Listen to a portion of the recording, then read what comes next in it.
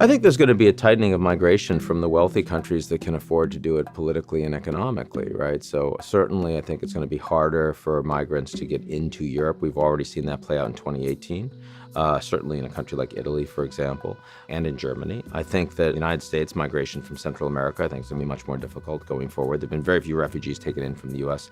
so far this year. And Japan and South Korea was never a really big issue, so that will be sort of status quo.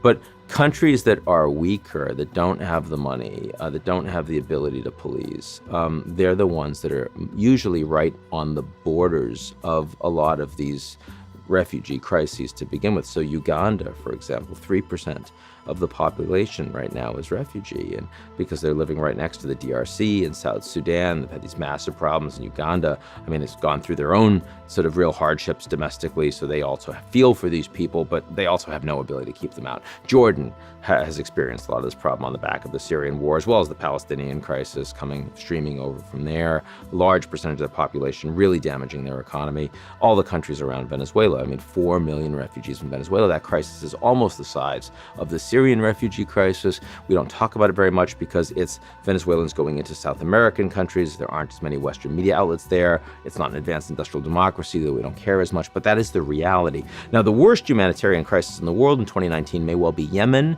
and interestingly, not a refugee crisis because they can't get out.